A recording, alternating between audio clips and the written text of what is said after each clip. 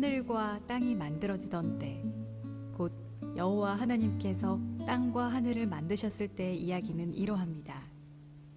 여호와 하나님께서 아직 땅에 비를 내리지 않으셨고 땅을 갈 사람도 아직 없었기 때문에 밭에는 식물과 작물이 자라나지 않았습니다.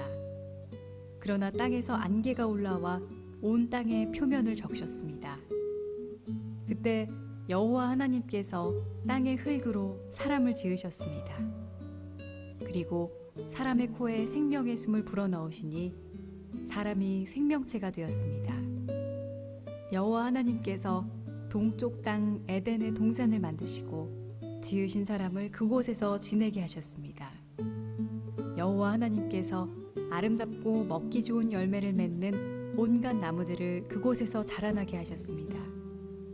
동산 한가운데에는 생명나무와 선악을 알게 하는 나무도 있었습니다. 에덴에서 하나의 강이 흘러 동산을 적시고 그곳에서 강이 나뉘어 네 줄기가 되었습니다. 첫 번째 강의 이름은 비손입니다. 이 강은 금이 나는 하윌라 온 땅을 돌아 흐릅니다. 그 땅에서 나는 금은 질이 좋았습니다. 그곳에서는 값비싼 베델리엄 향료와 보석도 납니다. 두 번째 강의 이름은 기혼입니다. 이 강은 구스 온 땅을 돌아 흐릅니다. 세 번째 강의 이름은 티그리스입니다. 이 강은 아시리아 동쪽으로 흐릅니다. 네 번째 강은 유프라테스입니다. 여호와 하나님께서 만드신 사람을 데려다가 에덴 동산에 두시고 그 동산을 돌보고 지키게 하셨습니다. 여호와 하나님께서 그 사람에게 명령하셨습니다. 너는 동산에 있는 모든 나무의 열매를 마음대로 먹어라. 그러나 선악을 알게 하는 나무의 열매만은 먹지 마라. 만약 그 나무의 열매를 먹으면 너는 반드시 죽을 것이다. 우리 가슴에 손을 얹고 믿음을 고백하고 말씀을 듣겠습니다. 제가 먼저 고백하겠습니다. 하나님은 나를 사랑하십니다. 나는 그 사랑 안에 있습니다. 하나님은 오늘 나에게 말씀하실 것입니다. 그 말씀에 능력이 있습니다. 그 말씀에 생명이 있습니다. 나의 마음을 하나님께 열겠습니다. 나의 생각을 예수님께 집중하겠습니다. 들은 만큼 변합니다. 들은 만큼 행복해집니다. 오늘 본문은 에덴 동산에 대한 말씀입니다. 하나님께서 여섯째 날 땅의 흙으로 사람을 지으시고 그 코에 생기를 불어넣으셔서 사람은 하나님의 형상을 가진 존재가 됐습니다.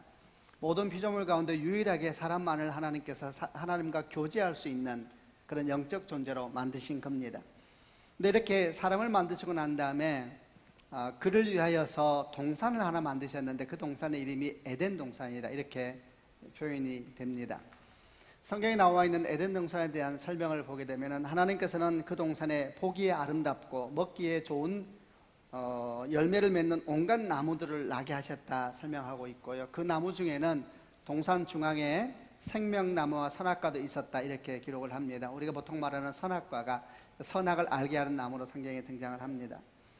그리고 또 기록하기를 에덴에서 한 강이 발원되어서 한 강이 시작되어서 에덴 온 땅을 적시고 그리고 에덴 바깥으로 흘러나갔는데 네 개의 강으로 나누어져서 흘러나갔다, 이러면서 그 강 이름도 나옵니다. 비손과 기혼과 티그리스와 유프라테스 강이다, 이렇게 되어 있습니다. 티그라테스와 유프라테스 강은 지금 이라크 지역, 원래 이 두 강 사이에서 바벨론 제국이 일어났기 때문에 지금도 볼 수 있는 강입니다. 그래서 보통 우리가 에덴 동산이 아마 그 위쪽에 있는 어느 지역이 아니었겠느냐, 이렇게 추측하는 이유가 이 두 강 때문인데, 어쨌든 이렇게 에덴에서 시작된 강이 네 개로 나누어지면서 온 세상으로 흘러갔다, 이렇게 기록이 되어 있습니다. 그리고 하나님께서는 에덴 동산으로 사람을 이끄셔서 그 땅을 보여주시면서 돌보며 지키게 하셨는데요, 그때 이렇게 말씀을 하셨습니다. 16절과 17절 말씀을 같이 한번 읽어보겠습니다. 16절과 17절입니다. 시작. 너는 동산에 있는 모든 나무의 열매를 마음대로 먹어라. 그러나 선악을 알게 하는 나무의 열매만은 먹지 말라. 만약 그 나무의 열매를 먹으면 너는 반드시 죽을 것이다. 에덴 동산은 하나님께서 직접 만드신 하나님의 동산, 하나님의 정원이다 할 수 있습니다. 그 하나님의 동산을 직접 주님께서 디자인하시고 만드셔서 아담과 하와에게 선물로 주신 겁니다. 우리가 에덴 동산에 대한 묵상을 하다 보면 크게 두 가지 이렇게 생각 또는 마음이 생기게 되는데, 첫 번째는 에덴 동산이 요한계시록 제일 마지막 장에 있는 21장과 22장에 있는 예수께서 재림하실 때에 이루어지는 새하늘과 새 땅, 새 예루살렘 성의 설명과 많이 유사하다는 것을 볼 수가 있고요. 두 번째, 에덴 동산에 대한 묵상을 하다 보면 이 에덴 동산이 창세기 2장 4절부터 시작이 되는데 2장 3절까지가 어떤 내용이냐면은 7일 동안의 창조에 대한 기록이 되어 있습니다. 그리고 2장 4절부터 에덴 동산 역사가 시작되는데, 에덴 동산에 대한 모습이 그 앞에 있었던 7일간의 창조의 모습을 아주 함축적으로 보여준다는 것도 느낄 수가 있습니다. 오늘 우리가 묵상하려고 하는 것은 주로 두 번째 초점을 맞춰서 묵상을 해보려고 합니다. 에덴 동산을 묵상하면서 이 에덴 동산이 그 앞에 있었던 7일 동안의 창조를 아주 함축적으로 보여주면서 그 안에 있는 축복이 무엇인지, 그 안에 있는 주의 은혜가 무엇인지를 보려고 하고, 함께 묵상할 때 그런 은혜가 우리 마음 가운데 임하는 축복이 있기를 바랍니다. 제목을 에덴의 축복이라고 이름을 지었는데, 우선 그 첫 번째는 에덴 동산이라고 하는 이름에서 오는 축복 내지는 교훈에 대한 얘기부터 먼저 시작해 보려고 합니다. 성경을 보게 되면 이름에는 하나님의 마음이 있습니다. 창세기 17장 5절을 보게 되면 하나님께서 아브라함을 갈대아 우르에서 부르셔서 하란 땅에 거치게 하시고 마침내 약속의 땅까지 오게 하시고 난 뒤에 15장 5절을 보게 되면 그의 이름을 바꾸세요. 아브라함을 아브라함으로 바꾸시면서 이유도 말씀하십니다. 너가 열국의 아비가 될 것이다, 이렇게 이름을 바꾼 이야기를 설명합니다. 아브라함이라는 이름의 뜻은 존귀한 아버지라는 뜻인데, 아브라함은 열국의 아버지라는 뜻이어서 그의 인생을 향한 꿈이 그의 이름에 담겨 있는 거죠. 같은 장인 창세기 17장 15절 이하를 보게 되면 하나님께서 아브라함에게 그의 아내 이름을 또 바꾸라 그러세요. 그의 아내 이름이 사레였는데 사라로 바꾸라 이렇게 말씀하시면서 또 뭐라고 설명하시냐면, 그에게서 열국의 왕들이 태어나게 될 것이다, 열국의 어미가 될 것이다, 이렇게 말씀합니다. 사라라는 뜻은 나의 왕비라는 뜻이라면, 사레가 나의 왕비라는 뜻이라면, 사라는 나의라는 제한의 수식을 빼버리고 그냥 왕비라는 뜻입니다. 그래서 그에게서 열국의 왕들이 태어나게 될 것이다 이러시면서 그의 이름을 바꾸면서 그의 인생을 향한 꿈, 마음을 주께서 나타낸 것이지요. 구약만 그런 것이 아니고 신약을 오게 되면 요한복음 1장 42절을 보게 되면 예수님께서 베드로를 만나고 난 다음에 그의 이름에 대해서 말씀을 하세요. 네 이름은 요한의 아들 시몬이니 장차 게바라 하리라. 게바가 베드로죠. 게바라는 말은 반석 또는 바위라는 뜻입니다. 이렇게 하나님께서는 한 사람을 부르실 때 때로 이름을 이렇게 바꾸세요. 그리고 그 이름을 통해서 하나님의 뜻을 나타내기도 하고 그 사람을 향한 하나님의 마음을 드러내기도 하십니다. 근데 이런 하나님께서 하나님의 형상을 따라 사람을 만드시고 난 다음에 동쪽에 있는 에덴이라는 곳에 동산을 만드셨는데, 그 이후로는 이 동산의 이름을 에덴 동산이라고 성경은 계속 기록을 하고 있습니다. 말하자면은 에덴이라는 이름도 그러하고 에덴 동산이라는 이름도 그러하고 하나님께서 지은 이름이라고 할 수가 있지요. 그래서 이 이름에 대해서 이제 생각을 먼저 해보려고 하는 겁니다. 에덴이라는 뜻은 뭐냐면 기쁨, 환희, 즐거움이라는 뜻이고, 동산이라는 언어는 울타리를 만들다라는 뜻에서 나온 언어입니다. 우선 이 에덴이라는 말을 주목하게 되면, 에덴이 기쁨과 환희, 즐거움이라는 뜻이 있다는 걸 생각하게 되면 에덴 동산을 어떻게 번역할 수 있을까요? 그 이름의 뜻을 기쁨의 동산 또는 희락의 정원, 아주 이름 멋있지요. 즐거움의 동산, 이렇게 이제 이름을 표현할 수가 있을 겁니다. 여기서부터 이제 묵상을 해보려고 합니다. 왜 하나님은 그 동산의 이름을 에덴이라 지으셨을까? 왜냐하면 이름에는 적지 않은 경우에 하나님의 어떠하심에 대한 묵상을 할 수 있거든요. 기쁨의 동산, 환희의 동산, 희락의 정원, 우리는 이 이름 속에서 사실 에덴을 향한 하나님의 마음을 봅니다. 하나님은 그 땅 이름을 간판을 붙이셨습니다. 희락의 정원이라고. 여러분, 이것이 하나님의 마음인 겁니다. 그런데 이런 에덴 동산에 붙여진 이 희락의 마음은 여기서 처음 나오는 것이 아니고 그 앞에 있는 7날 동안의 창조에서 계속해서 반복되었던 하나님의 마음이기도 합니다. 창세기 1장에서 있었던 창조의 역사를 조금만 회상해 보시기를 바랍니다. 첫날부터 특별히 6째 날까지 창조를 기록하고 있는 창세기 1장을 보게 되면 거의 매일 주님께서 당신의 마음을 반복해서 표현한 언어가 있다 그랬습니다. 그 언어가 하나님 보시기에 좋았더라 라는 말을 매일, 거의 매일입니다. 거의 매일 창조를 끝날 때마다 주님께서 그 말을 덧붙이세요. 이 보시기에 좋았다는 기쁨을 말하는 것입니다. 그래서 하나님께서 창조의 여정을 한마디로 말하면 그분의 기쁨과 환희, 즐거움의 여정이었다, 이렇게 말할 수가 있습니다. 이렇게 말씀을 묵상하다 보면은 창조의 하나님께서 결국은 당신 안에 있는 기쁨의 여정, 환희의 여정들을 창조의 과정에서는 하나님 보시기에 좋았더라라는 표현으로 나타내고 있고, 2장 4절 이하에는 사람이 머무는 동산의 이름을 희락의 정원이라 말씀하시면서 그런 마음을 표현하고 있는 겁니다. 우리가 여기서 아주 중요한 묵상 하나를 시작해 보려고 합니다. 그것은 하나님은 어떤 분이신가? 그분은 기쁨의 영이라는 겁니다. 그분은 희락의 영입니다. 아멘이시죠? 근데 이것이 우리에게 어떤 의미가 있는가? 하나님의 기쁨의 영이고 또 하나님께서 일하신 역사 가운데는 기쁨과 희락이, 하나님의 기쁨과 즐거움이 가득 넘친다라는 것이 오늘 우리 삶에 어떤 의미가 있는가라는 겁니다. 아마 가장 기본적인 교훈은 하나님이 일하시는 곳에서는 기쁨의 영이 있다라고 하는 교훈을 얻을 수가 있을 겁니다. 하나님이 일하시면 기쁨의 영이 임합니다. 아멘이죠. 그러나 또 이 묵상을 조금 더 나누어서 이렇게 해볼 수도 있습니다. 그러면 하나님이 기쁨의 영이신가? 예, 하나님이 기쁨의 영입니다. 사도 다윗이 시편 16편에 이런 고백을 한 적이 있습니다. 주께서 생명의 길을 내게 보이시리니 주의 앞에는 기쁨이 충만하고 주의 오른편에는 영원한 즐거움이 있나이다. 주께서 내게 생명의 길을 보이시리니 주의 앞에는 기쁨이 충만하고 주의 오른편에는 영원한 즐거움이 있나이다. 이런 말씀을 묵상하면서 또 시편 창세기 말씀까지 묵상하다 보면은 하나님은 참으로 기쁨의 영이십니다. 그럼 여러분, 여기서 이런 묵상을 끌어내면 어떨까요? 만약 우리 삶 가운데 주님의 임재가 충만하게 임하기를 원하는 소망이 있다면은, 혹시 우리 삶에서 환경에도 불구하고 상황에도 불구하고 우리가 모든 상황 속에서 기뻐하고 감사할 수 있다면은 주께서 우리 삶에서 일하시기에 훨씬 편하시지 않을까라는 묵상입니다.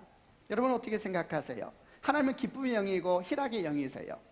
만약에 우리가 우리 삶에 하나님께서 일하시기를 원하실 때에 우리가 상황에도 불구하고 환경에도 불구하고 하나님을 신뢰함으로 말미암아 그 상황을 기뻐할 수 있고 그 상황을 감사할 수 있다면은 하나님께서 일하시기에 훨씬 편한 인생이 되지 않을까라는 겁니다. 여러분 사실 이 말은 맞습니다. 사도 바울이 디모데 교회에 보낸 글 중에 아주 유명한 표현이 있지 않습니까? 항상 기뻐하라, 쉬지 말고 기도하라, 범사에 감사하라, 이렇게 말씀을 했는데 그 뒤에 이런 말이 덧붙여 있습니다. 이는 그리스도 예수 안에서 너희를 향한 하나님의 뜻이니라, 이렇게 얘기했습니다. 하나님의 뜻은 생명입니다. 아멘이죠. 근데 이 생명에 이르는 아주 중요한 영적인 통로가 항상 기뻐하라, 쉬지 말고 기도하라, 범사에 감사라는 말씀에 숨어 있는 것이죠. 그러므로 만약에 우리가 기쁨의 영 되신 하나님을 생각하면서 상황과 여건에도 불구하고 우리가 기뻐하기로 결정하고 감사하기로 결정한다면 분명히 하나님께서 일하시기가 편한 환경이 될 겁니다. 이걸 좀 반대로 말해보겠습니다. 그러면 반대는 어떻게 되는가? 기쁨과 감사의 영이 아니라 불평과 불만과 냉소의 영이 있습니다. 그러면 어떻게 되는가? 주께서 일하시기에 아주 불편한 인생이 되는 겁니다. 이스라엘 백성에 대한 얘기를 해보겠습니다. 이스라엘 백성들이 출애굽하고 난 다음에 40년 동안 광야에서 이렇게 광야의 생활을 해야만 됐습니다.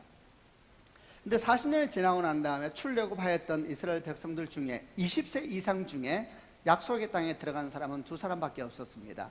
여호수아와 갈렙 2사람만 약속의 땅에 들어가게 됐습니다. 그러면은 출애굽하였던 사람 중에 60만 명이 넘는 장정이라 그랬거든요. 안에 포함하면 20세 이상만 해도 100만 명이 넘는 사람인데 그 많은 사람 중에 2명 외에 나머지는 다 어디 갔느냐? 광야에서 다 넘어졌습니다.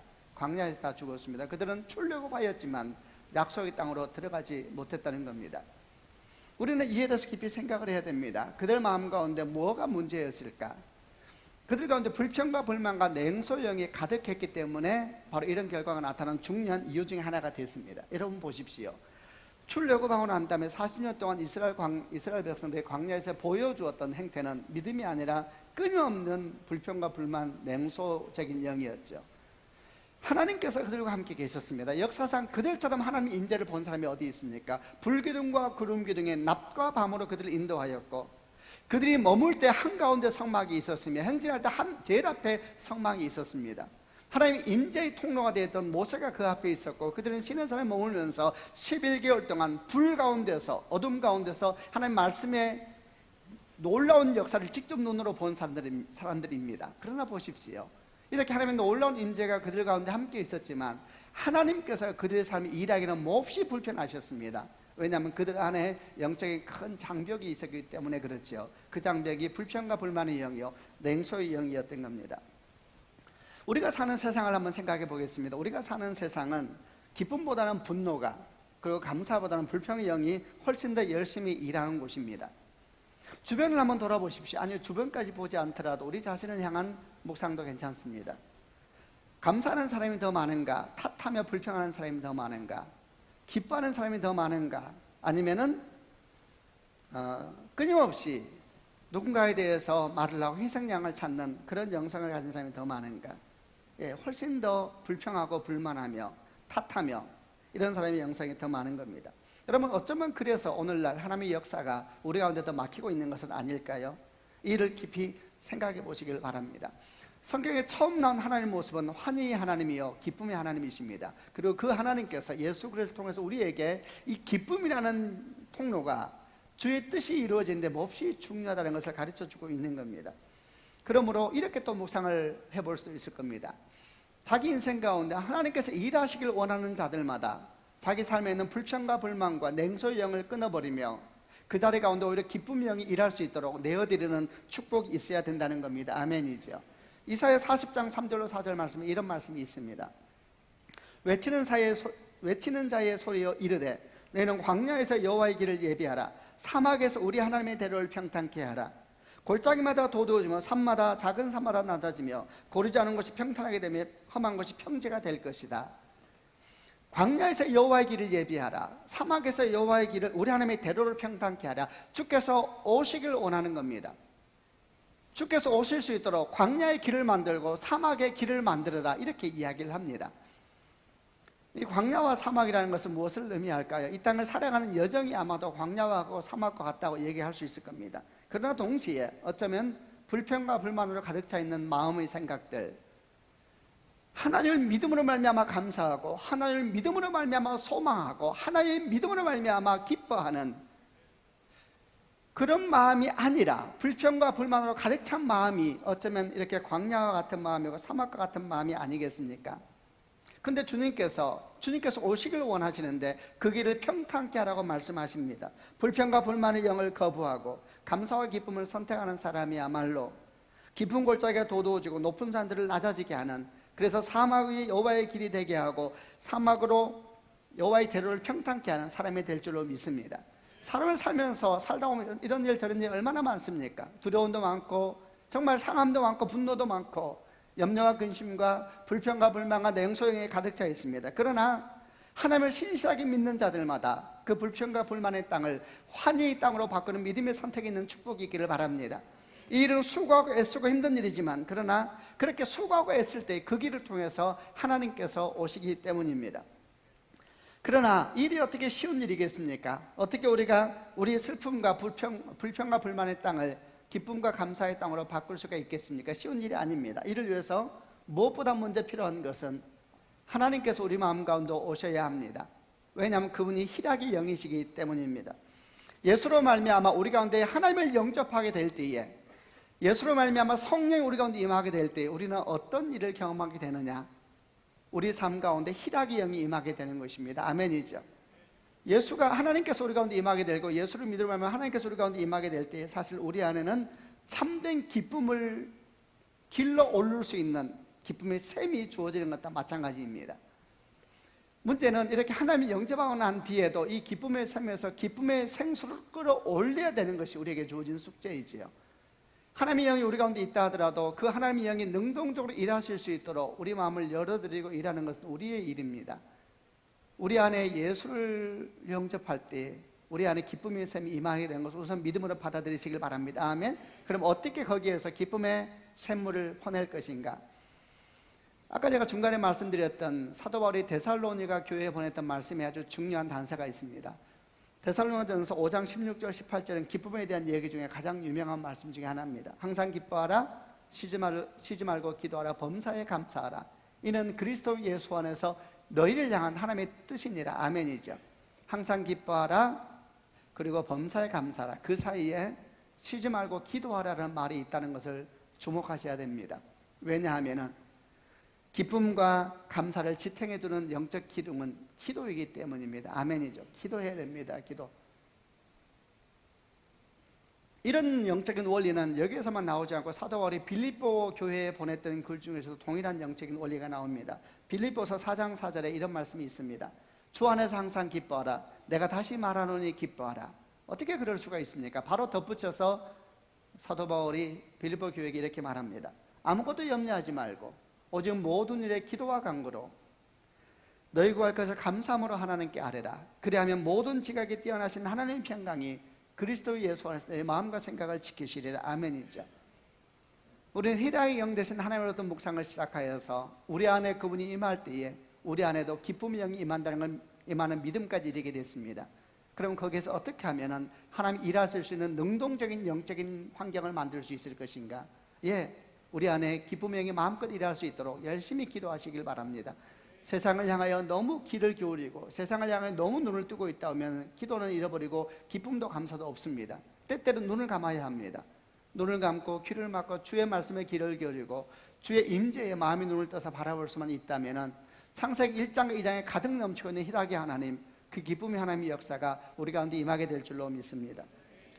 또 한 가지, 두 번째는 에덴 동산 이름에서 또 하나 얻는 교훈입니다. 에덴이 기쁨이요 환희요 즐거움이라는 뜻이었다면 동산이라는 뜻이 울타리를 치다라는 단어에서 나왔다 그랬습니다. 결국 하나님께서는 특별한 땅을 하나 구별하시고 그 땅에 울타리를 치신 겁니다. 이 울타리를 쳤다는 말이 물리적으로 실제로 쳤다는 것을 의미하는 것인지 아니면은 그렇게 보호막을 치는 것 같이 에덴을 이렇게 구별하셨다는 것인지 뭐 마찬가지지 않겠습니까? 여기서 한 가지 질문을 해보려고 합니다. 왜 하나님은 에덴 동산을 울타리를 치셨을까? 라는 질문입니다. 왜냐하면 에덴 동산을 만드는 시기는 죄가 들어오기 전입니다. 울타리 바깥에 악이 없었습니다. 울타리 바깥에 악한 짐승도 없었고 악한 사람들도 없었습니다. 주는 모든 땅을 다 아름답게 만드셨다고 이미 창세기 1장에서 수없이 말씀하셨습니다. 그런데 왜 갑자기 에덴이라는 동산을 만드셨을까? 왜 울타리를 치셨을까? 여기서 우리는 또 하나의 중요한 교훈을 얻게 됩니다. 그것은 모든 것이 좋아도 모든 것이 같은 것은 아니라는 겁니다. 모든 것이 좋아도 구별해야 되는 것이 있고 모든 것이 좋아도 중심에 굳게 잡아야 될 것이 있는 겁니다. 많은 신앙의 위기는, 그리고 인생의 위기는 중심을 구별하지 못할 때 오는 것입니다. 중심이 구별되지 못하면 주변도 위기에 처하게 되어 있습니다. 중심을 분명하게 잡고 그리고 구별할 것을 구별해야 되는 것입니다. 하나님께서 에덴 동산을 만드시고 난 다음에 아담을 에덴 동산에 이끌어 오셔서 그걸 돌보며 지키라 이렇게 말씀하셨죠. 일종의 사명을 주신 것입니다. 그런데 이 창세기 2장 에덴 동산을 지키고 돌보라는 사명은 창세기 1장에서 처음 주신 사명과 약간 부딪히는 면이 있습니다. 1장에서 뭐라고 말씀하셨냐면 생육하고 번성하여 땅에 충만하라, 땅을 정복하라, 하늘의 새와 바다의 물고기와 땅에 움직이는 모든 생물을 다스리라. 생육하고 번성하라, 정복하라, 다스리라 이렇게 명령하셨을 때에 그 사명의 대상은 온 세상, 온 땅이었습니다.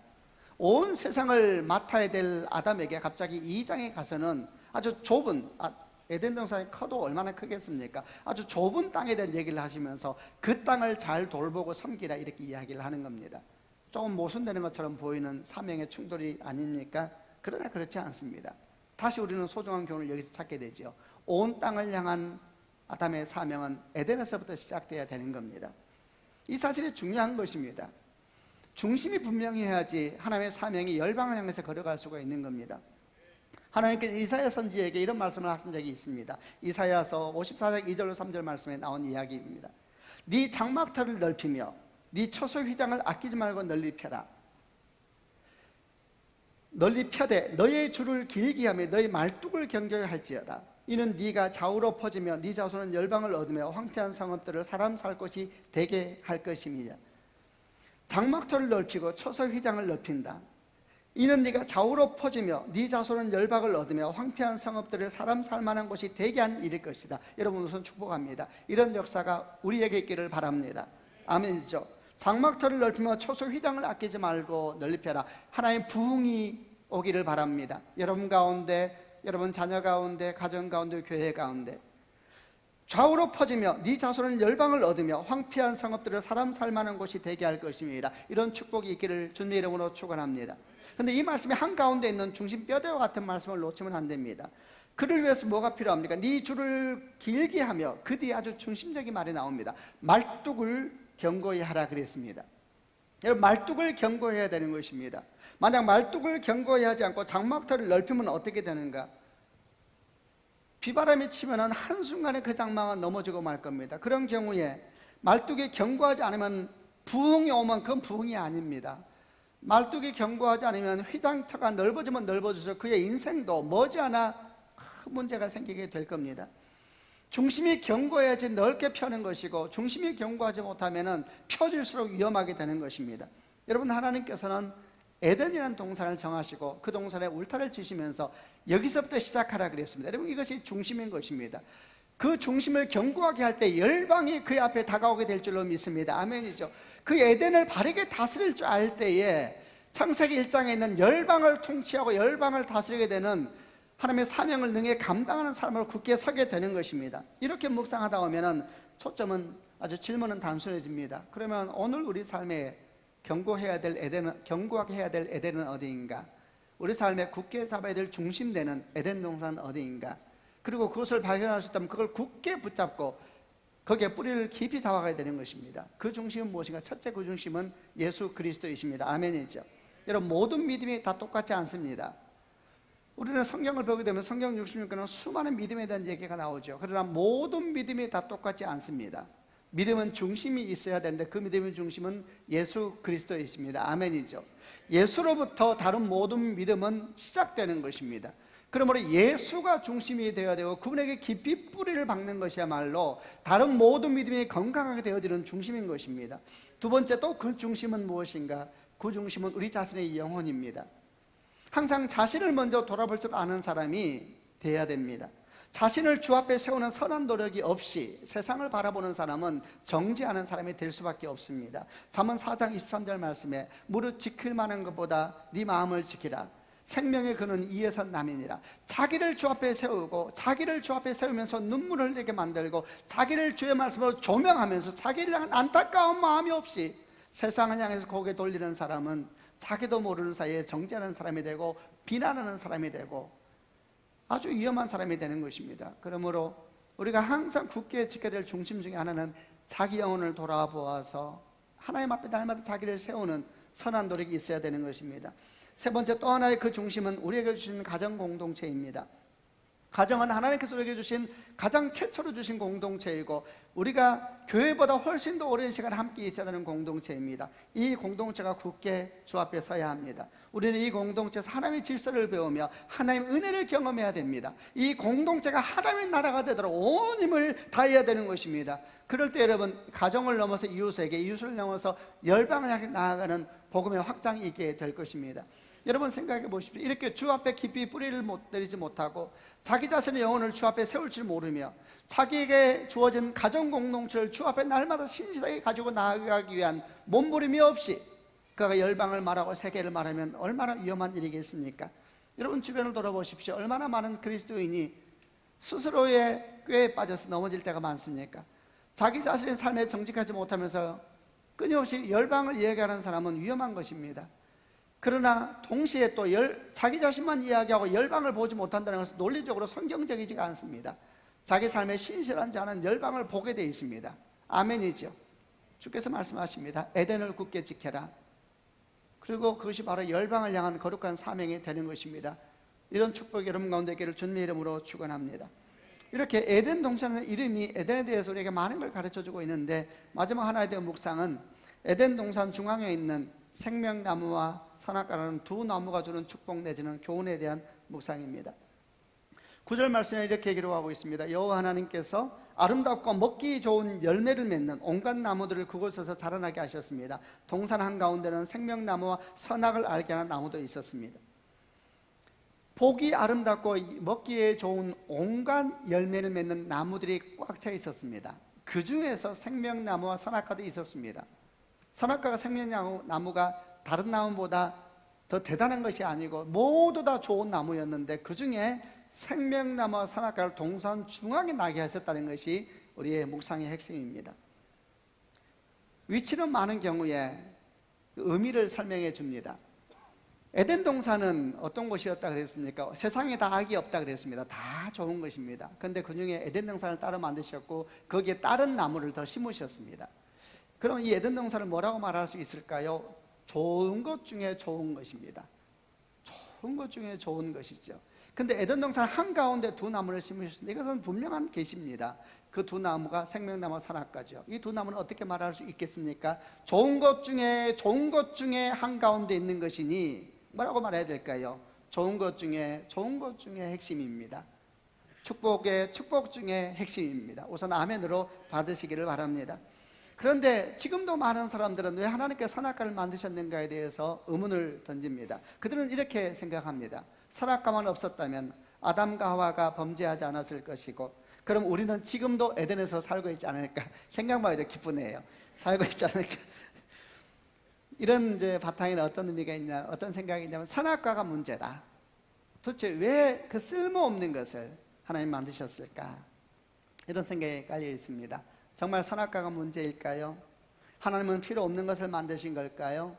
하나님은 시험거리로 그거 하나 가운데 만들어 놓으신 걸까요? 게다가 만약에 아담과 하와가 그 시험에 반드시 실패할 것을 알면서도 만들어 놓으셨다면 시험을 내는 무렵 문제가 있는 건 아닐까요? 그 시험 자체가 잘못된 것은 아닐까요? 이런 많은 질문들이 선악과에 대한 얘기에서 나오는 겁니다. 그러나 여러분, 이런 모든 질문은 근본부터 틀린 질문입니다. 아주 큰 오해를 하고 있는 겁니다.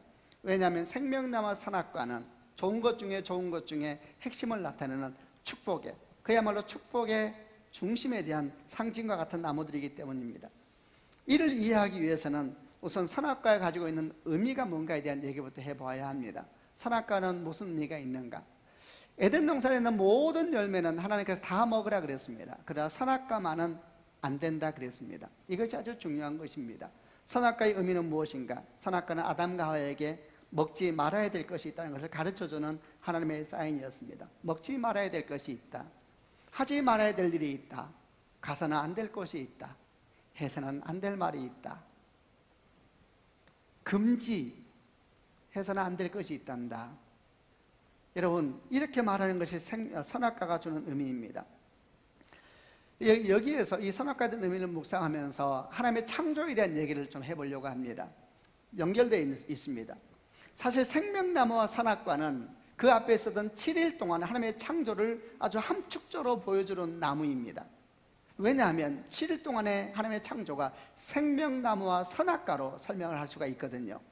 그리고 제가 여러분에게 지금 선악과는 먹지 말아야 될 것이 있다라는 금지에 대해서 멈출 것이 있다, 가서는 안 되는 것이 있다, 만지지 말아야 될 것이 있다, 갖지 말아야 될 돈이 있다, 하지 말아야 될 말이 있다라는 이것을 가르쳐 준다 그랬는데, 이것은 한마디로 말하면 인생은 경계가 있는 것이고 선이 있는 것이다 라는 말로 설명할 수가 있을 겁니다. 그렇게 본다면 생명나무와 선악과를 생명과 경계라는 말로 표현할 수 있지 않을까요? 이런 생각 속에서 창세기 1장에 있는 창조 얘기를 해보려고 합니다. 7일 동안 주께서 이 땅을 만드셨는데 창조는 기쁨의 역사였고 큰 은총의 역사였습니다. 그런데 이 창조의 역사를 지금 우리가 묵상하고 있는 생명과 경계라는 두 단어로 여러분 설명할 수 있지는 않을까요?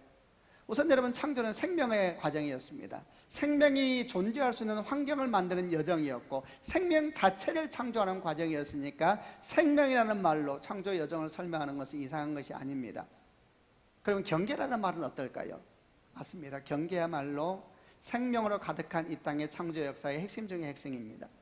창조의 모든 과정은 경계를 짓고 선을 짓는 역사였습니다. 보십시오.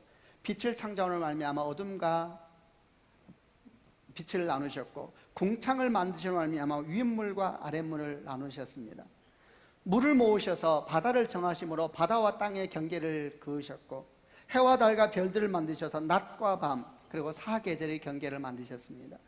식물과 생물을 종류대로 만드셔서 그 종류 안에서는 마음껏 성장하며 성숙하게 하시되 그 종류 바깥으로는 선을 넘지 못하게 하셨습니다. 사람은 하나님의 형상을 따라 사람을 만드심으로 사람은 다른 동물과 다르다는 경계를 분명히 지으셨습니다. 그리고 일곱째 날은 안식일을 거룩하게 하셨다 그랬습니다. 그날은 다른 날과 다르다, 이렇게 경계의 선을 그으신 겁니다. 여러분 보십시오. 7날 동안의 창조는 경계를 만드는 시간이 아닙니까? 그리고 우리는 7날 동안의 창조를 묵상하면서 이 경계가 얼마나 큰 축복의 통로인가에 대한 얘기도 나누었습니다. 여러분, 경계와 선을 만들어지면서 축복할 수 있는 영역이 드러났습니다. 그렇지 않아요? 우리는 궁창을 만들면서 얘기했습니다. 궁창이 하늘과 땅을 윗물과 아랫물로 구별했지요. 그리고 빈 공간이 생기므로 그 공간으로 말미암아 하나님의 새를 날게 하시고 거기에서 대기권을 만드셔서 우리가 숨 쉴 수 있는 생명력을 그 공기 가운데, 그 성 가운데 있게 하신 겁니다. 바다와 땅을, 물을 한쪽에 모으셔서 선을 그으심으로 말미암아, 선을 그으니까 땅이 드러났죠. 그리고 그 땅에 주님께서 온갖 나무를 심으셨습니다. 이렇게 선을 긋는 과정은 축복을 위해서 반드시 필요한 과정인 것입니다. 이렇게 하나님의 창조를 묵상하다 보면 생명과 경계라는 말로 핵심적으로 함축적으로 묵상할 수 있습니다. 그리고 이 모습이 에덴 동산 한가운데 있는 생명나무 선악과로 나타나고 있다고 생각되지는 않습니까?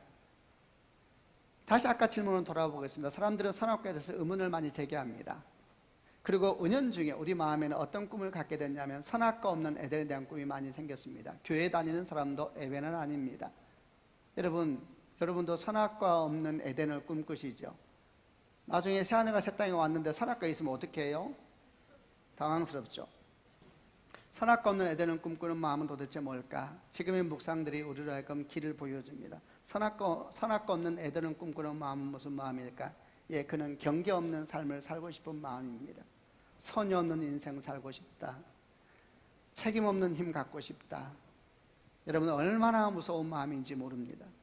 이 마음은 창세기 3장에서 뱀이 하와에게 했던 바로 그 마음입니다. 뱀이 하와에게 이렇게 말했습니다. 선악과를 먹어버려.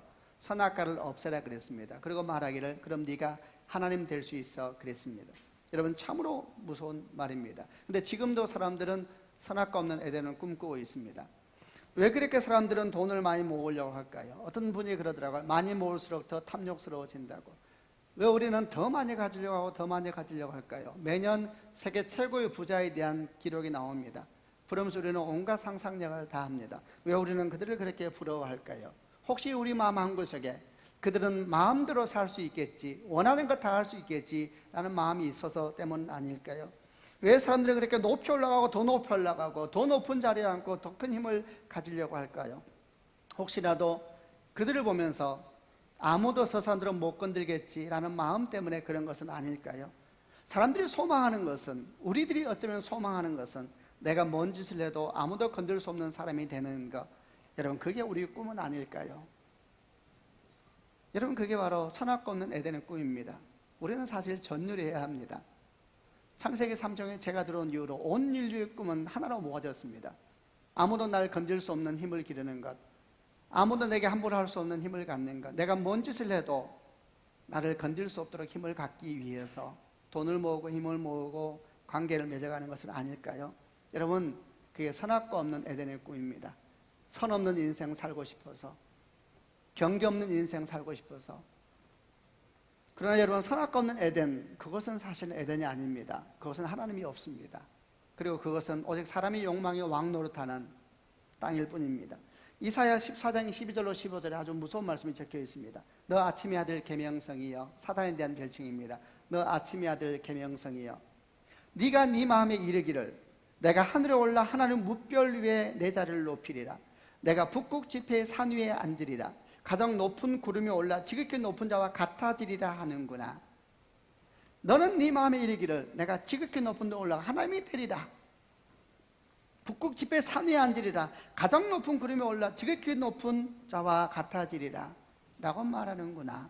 오늘 묵상을 연결시키면 너 아침의 아들 계명성이여, 너는 끊임없이 선이 없는 인생을 꿈꾸고 있구나, 이렇게 말할 수 있겠죠. 근데 주께서 뭐라고 말씀하는지 아세요? 그때 이렇게 나옵니다. 그러나 이제 너는 수올, 곧 구덩이 맨 밑에 떨어짐을 당하리라.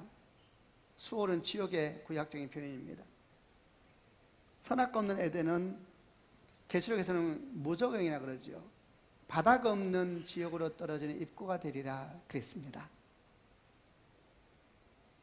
얼마나 무서운 말인지 모릅니다. 여러분이요, 우리 가정이 에덴이 되기를 원합니까? 아멘 하시죠.